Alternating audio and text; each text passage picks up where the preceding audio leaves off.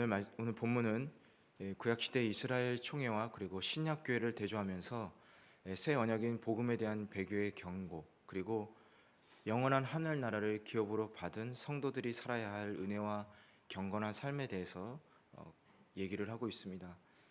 오늘 말씀을 통해서 몇 가지 묵상할 수 있는데요. 먼저 묵상할 수 있는 것은 성도는 두려움의 신의 산이 아니라 은혜의 신의 산에 있는 자들이다라는 것입니다. 조금 길지만 18절에서 24절을 다시 한번 읽어보겠습니다. 여러분이 나아가 도착한 곳은 신의 산 같은 곳이 아닙니다. 곧 손으로 만질 수 있고 불이 타오르며 어둡고 캄캄하며 폭풍과 나팔 소리와 말씀하시는 음성이 들리는 곳과 같지 않습니다. 그 음성을 들은 사람들은 하나님께서 자기들에게 더 이상 말씀하지 않기를 애원했습니다.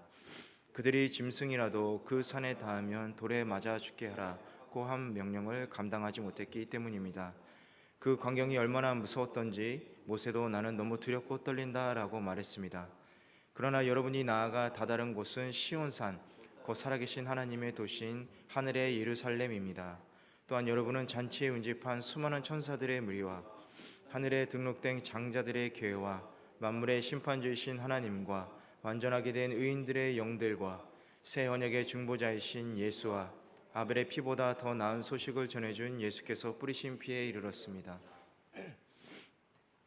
먼저 18절과 19절에서 모세 당시 하나님께서 이스라엘 백성들과 시내산 율법 언약을 맺으시기 위해 시내산에 임재한 그 모습을 묘사하고 있습니다. 하나님께서 임재하실 때 어떤 광경이었습니까? 불이 타오르고 어둡고 캄캄하고 그리고 폭풍이 있었습니다. 이상기후처럼 자연적 변화가 있었다는 얘기죠. 그 광경을 직접 보지는 못했지만 상상해 보면 경이적인 광경이었을 것 같습니다.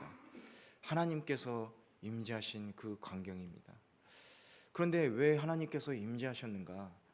그것은 바로 우리들을 만나기 위해서 임재하신 거죠. 그럼 왜 우리를 만나려고 하셨는가? 그것은 우리와 직접 만나서 언약을 세우시기 위해서입니다. 하나님과 인간이라는 관계 속에서 언약을 맺기 위해서 하나님께서 직접 땅으로 내려오신 것이죠. 그런데 19절을 보면 경이롭고 장엄한 하나님의 임재가 당시 이스라엘 백성에게는 두려움이었다는 것을 알 수 있습니다. 하나님의 음성을 직접 들은 그들은 감당할 수 없었던 것이죠. 출애굽기 20장 19절을 보면 이렇게 써 있습니다. 모세가 모세에게 말했습니다. 당신이 직접 우리에게 말하면 우리가 듣겠습니다. 그러나 하나님께서 우리에게 말씀하시는 것은 막아주십시오. 우리가 죽을지 모릅니다. 이렇게 말하면서 죽음에 대한 공포를 나타내고 있습니다.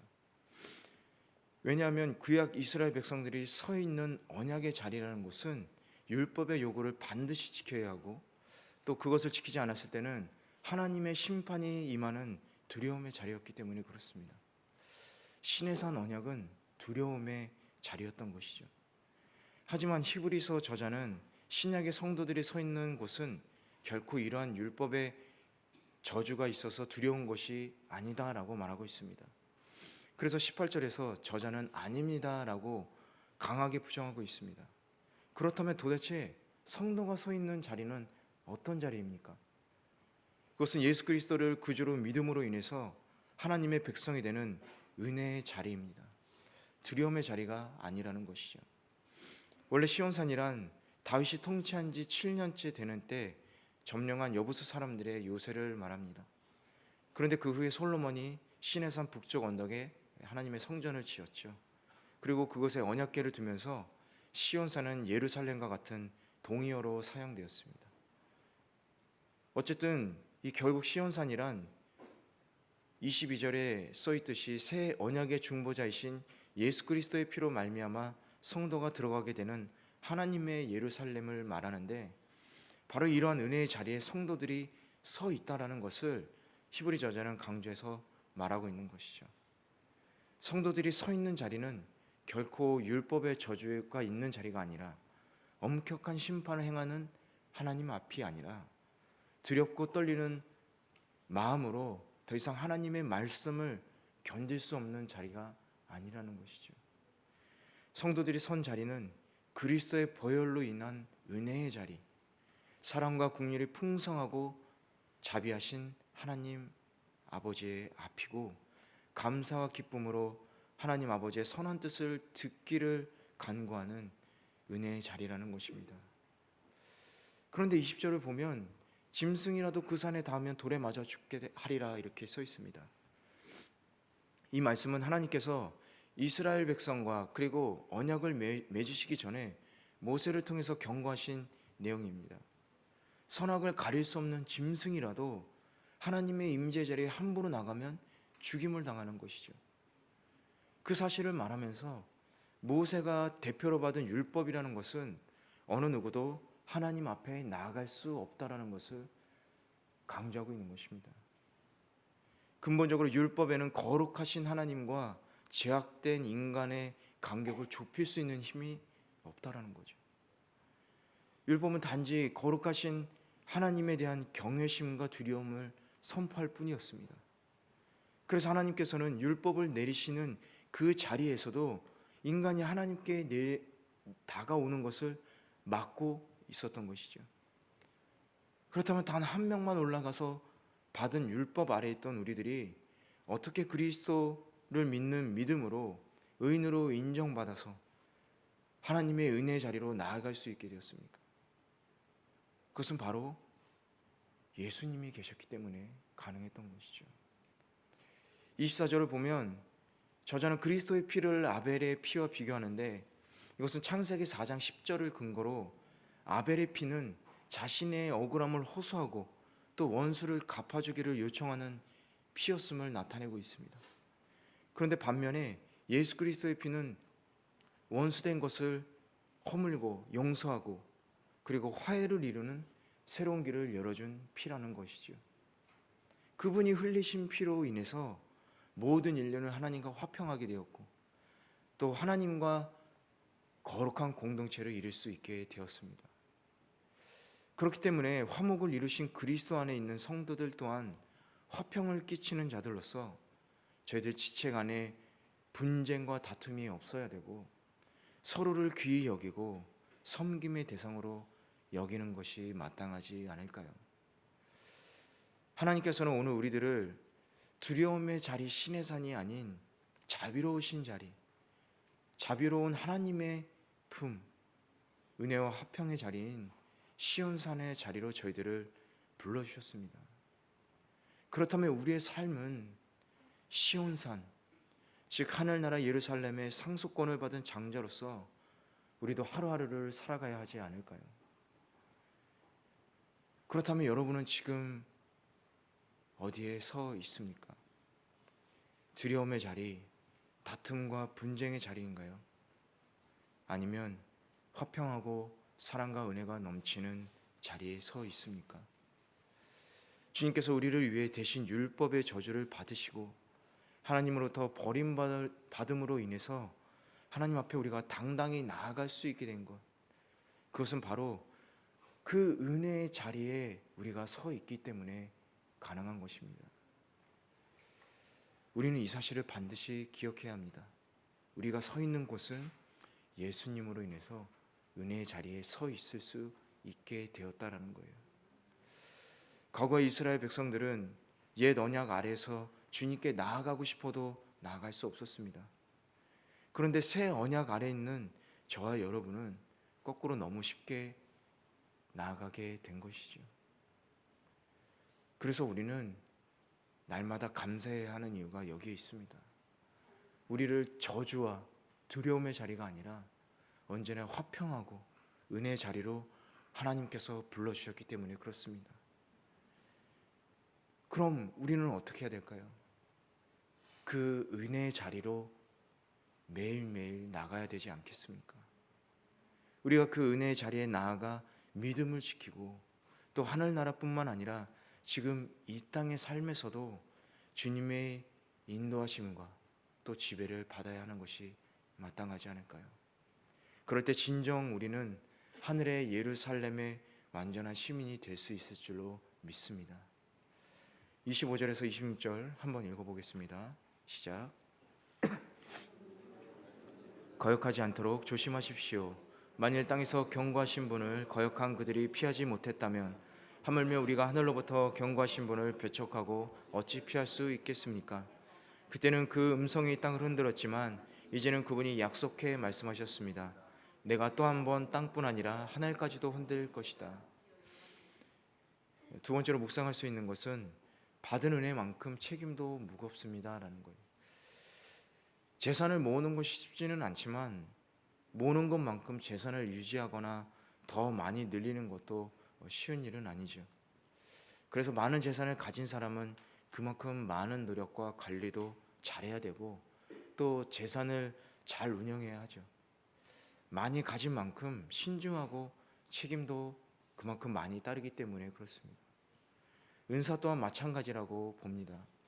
하나님께서 주신 은사를 하나님의 뜻에 맞게 쓰려면 그만큼 많은 기도와 경건 생활을 유지하는 것이 필요하죠. 또한 은사를 잘못 사용했을 때의 책임도 그만큼 크게 따라오게 됩니다. 어쨌든 중요한 것은 세상의 부나 하나님의 은사나 많이 받고 가지고 있는 만큼 책임 또한 많이 필요해진다는 것이죠. 지금까지 히브리서를 통해서 잘 알다시피 예수 그리스도의 복음을 통해 주신 하나님의 은혜라는 것은 모세 율법을 통해 주신 하나님의 은혜보다 비교할 수 없을 정도로 큽니다. 하나님께서 시내산에서 말씀하셨을 때는 땅 위에서 말씀을 하셨지만 그러나 지금 하나님께서 말씀하고 계신 곳은 하늘보다 더 높은 자리에서 말씀하고 계시다라는 것이죠. 그렇기 때문에 그 큰 은혜를 받고 있는 자들이 믿음을 상실한다는 것은 하나님의 그 크신 은혜를 저버리고 그로 인해서 더 큰 징계를 받게 된다는 것을 의미합니다. 그렇기 때문에 오늘 우리를 향해 말씀하시는 하나님의 음성을 듣기를 거절하는 사람들의 죄라는 것은 그 죄에 대한 책임이 그만큼 더 크고 그들에게 내려지는 심판 또한 훨씬 더 엄하다는 것을 나타내고 있습니다. 또한 우리에게 주어지는 은혜와 특권들이 많으면 많아질수록 감당해야 되는 책임들도 더 많아지겠죠. 누가복음 12장 48절을 보면 이렇게 써 있습니다. 물은 많이 받은 자에게는 많이 찾을 것이요 많이 맡은 자에게는 많이 달라 할 것이다. 이렇게 예수님께서 말씀하셨습니다. 하나님께서 우리에게 주시는 은혜가 크면 클수록 우리가 마땅히 그에 맞춰서 행할 의무가 더 많이 생긴다라는 것이죠.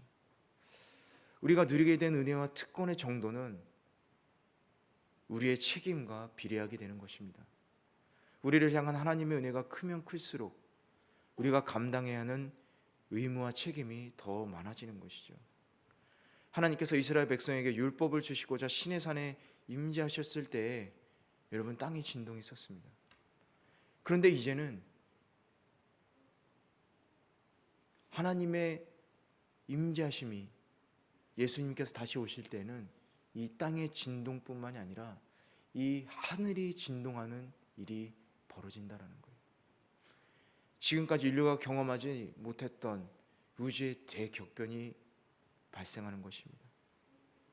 그런데 저자는 이렇게 얘기하고 있어요. 지금 우리를 향해 그 날이 오고 있다. 그것을 항상 기억하십시오. 이렇게 얘기하고 있습니다.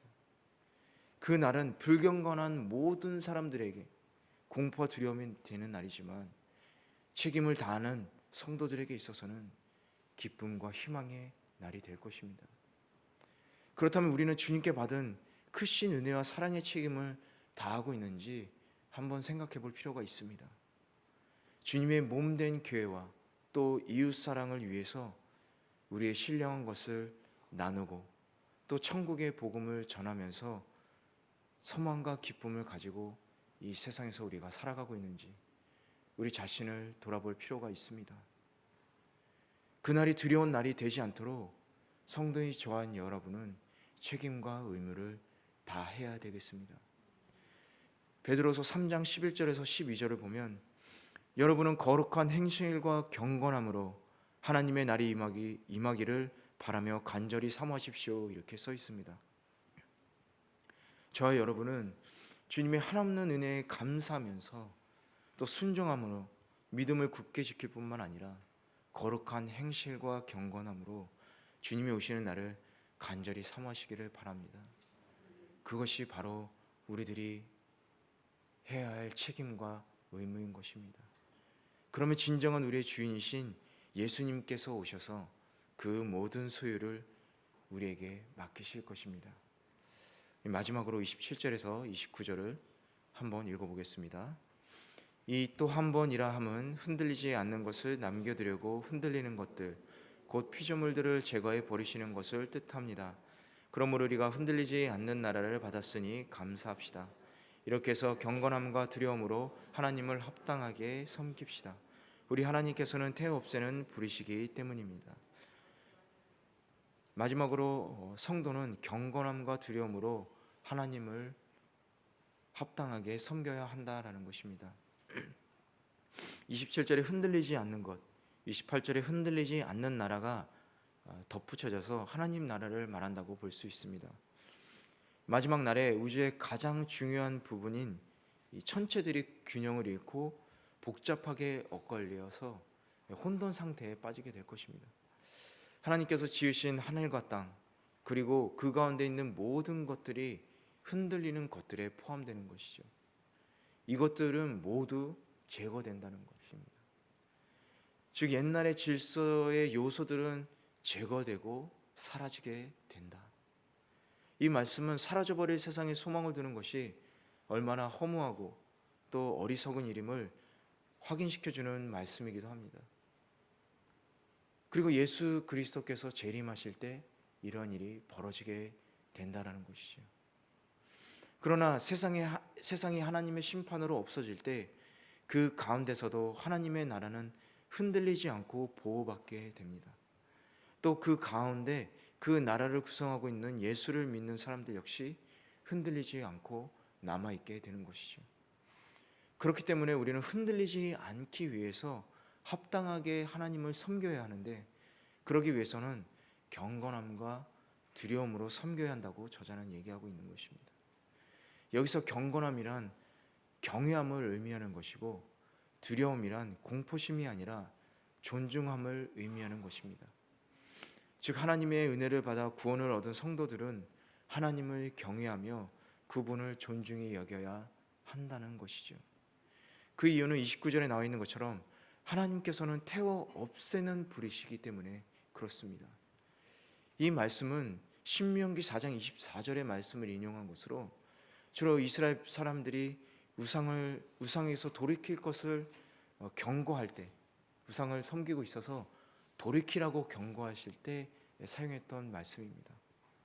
이 말씀은 하나님께서 작은 죄도 용납하지 않으시고 심판하시는 공의의 하나님이시다라는 것을 떠올리게 하는 말씀입니다. 왜 이 말씀이 들어가 있냐? 바로 하나님은 사랑의 하나님이시지만 바로 공의의 하나님이시기도 하기 때문에 저자는 이 말씀을 인용하고 있는 것입니다.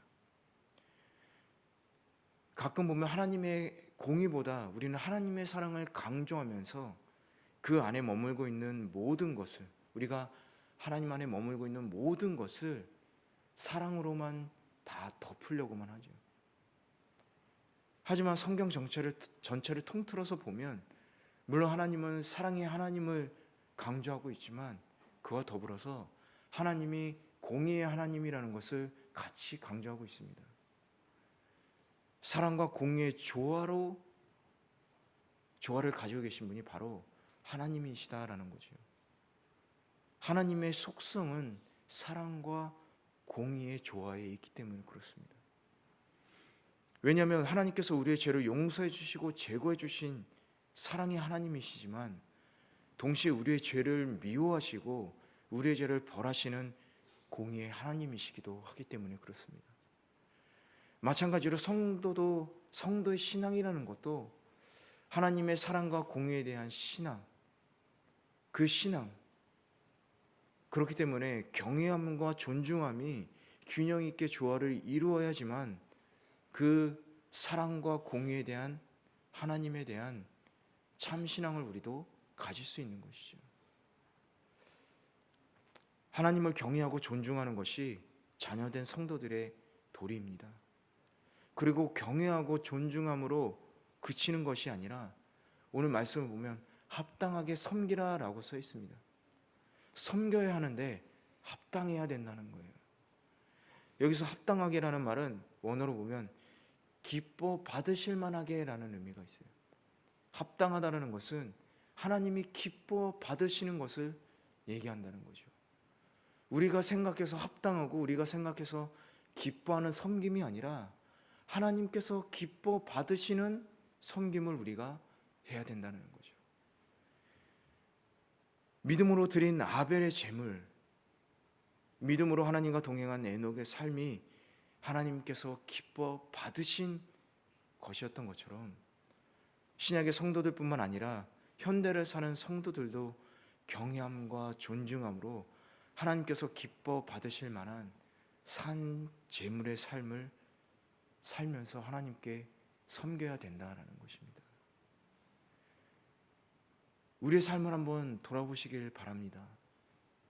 우리는 하나님을 영적인 아버지로서 경외하고 존중하고 계신지요? 또한 하나님께서 기뻐 받으실 만한 합당한 삶으로 우리가 섬기고 있습니까? 이건 교회뿐만 아니라 세상에서도 마찬가지입니다. 여러분들이 계시는 직장과 학교에서 나의 기쁨, 내가 생각하는 합당한 섬김으로 세상과 교회에서 섬기고 있지 않은지 우리는 돌아볼 필요가 있습니다. 여러분, 세상은 우리를 시험에 들게 하려고 안간힘을 씁니다. 사단 또한 우리를 넘어뜨리려고, 우리를 멸망의 삶으로 그 길로 이끌려고 안간힘을 쓰고 노력하고 있습니다.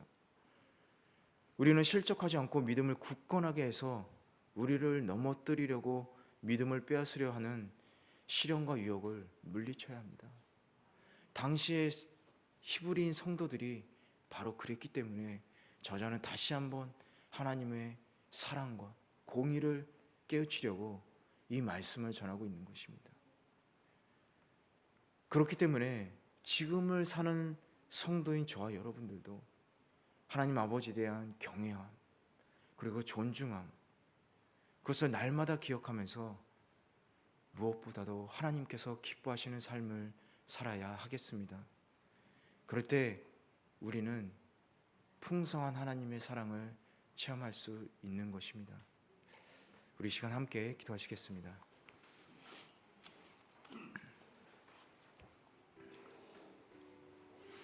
우리는